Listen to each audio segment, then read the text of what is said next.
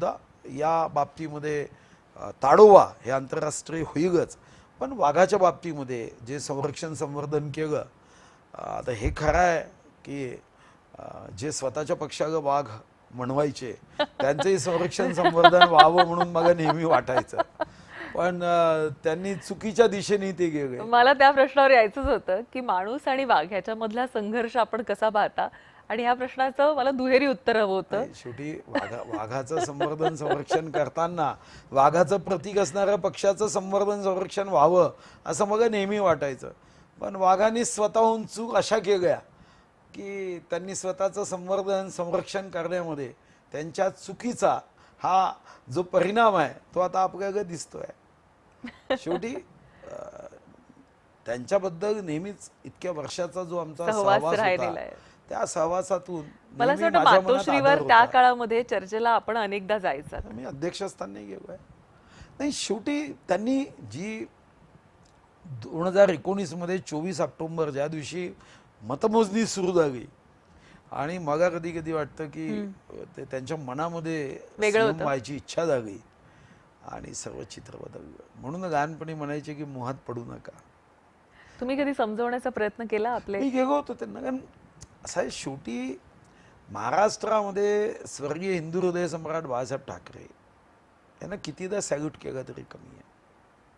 आणि मला नेहमी त्यांच्याबद्दल आदर यासाठी होता की ते मुख्यमंत्री होऊ शकत असते, नाही जागत, आणि तो करडा आवाज, अतिशय स्पष्ट भूमिका. मी स्वर्गीय हिंदू हृदय सम्राट बाळासाहेब ठाकरे यांच्यावर स्वर्गीय प्रमोद महाजनांचं एक भाषण ऐकलं, इतकं सुंदर भाषण होतं. या महाराष्ट्रामध्ये नसेल किंवा देशात एकमात्र असे नेते होते, एक बार कैदिया कैदिया, जसं बंदुकीतून गोळी निघाली पुन्हा वापस नाही. मी कधी त्यांना असं म्हणताना पाहिलं नाही की माझ्या म्हणण्याचा हा अर्थ नव्हता, माझा विपर्यास केला गेला, शब्दांचा विपर्यास. कैदिया कैदिया. आणि ती शक्ती ती मला वाटतं त्यागातून होती, मोहमुक्त जीवन होतं. म्हणजे 95 मध्ये तर त्यांनी निर्णय केला असता तर, आणि म्हणून तेव्हा आज जरी आपण काही म्हणत असलो तरी मला शिवसेनेमध्ये एक गोष्ट आवडायची, त्यांनी अतिशय सामान्यातल्या सामान्य व्यक्तीला मोठं केलं.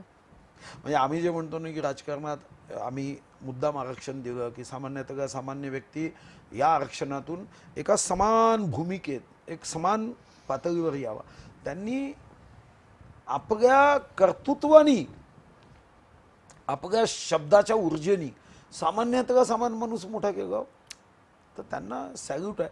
आणि म्हणून माझं प्रेम होतं. तेव्हा त्यांनी जी 24 ऑक्टोबर 2019 एक ऐतिहासिक चूक केली. वाटलं होतं असं होईल? नाही, कधीच वाटलं नाही, काही कारणच नव्हतं असं वाटायचं.